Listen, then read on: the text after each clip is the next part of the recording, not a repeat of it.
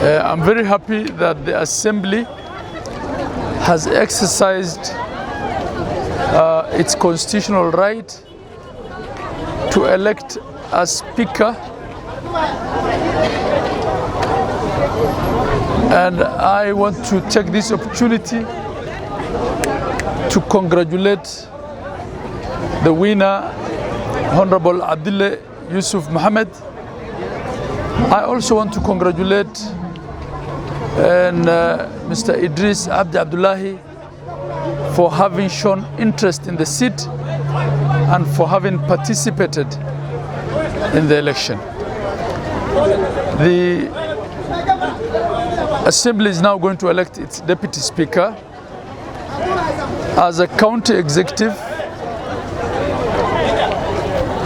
we want this process to be completed as soon as possible. We want the House to settle down, to choose its leadership on both the minority side and the majority side. We want them to, with speed, form their committees in line with their standing orders so that we can start transacting business with the Assembly by bringing our budget to them. You realize there's a very terrible drought. We are in a ravaging drought situation. Wajir County is the only county that has not passed a budget before the elections, which then puts both the county assembly and the county executive in a very tight spot, because even in this time of extreme drought and suffering, we don't have a budget as yet to make the interventions that we need to assist our people. So we need to move with speed to settle down. I'm also waiting for the Public Service Board to carry out interviews of chief officers, and as soon as that is done, we will be able to form government, the new government, pass a budget, and start making interventions in these very critical matters.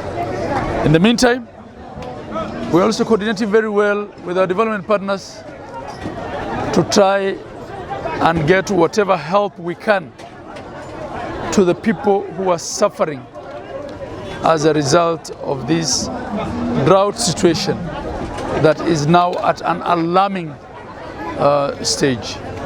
Even as we pray for the Almighty Allah to give us rain, we expect a harmonious, collaborative, cooperative working environment.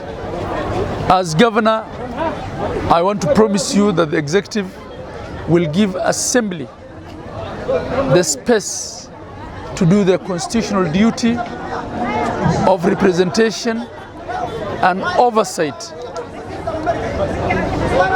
And as an executive, we will develop, with the help of the Assembly, laws to manage devolved functions, to continue improving our operations as a government. And I do not see why there should be fights between the executive and the Assembly. As the governor, I will endeavor to ensure that the executive arm of government does the right things for the right reasons, in the interest of the common man of Wajir County. I have said we are in an alarm stage of the devastating drought. We are at an alarm stage of the devastating drought. We as a government will do everything possible to track water to sites where the livestock and the people are.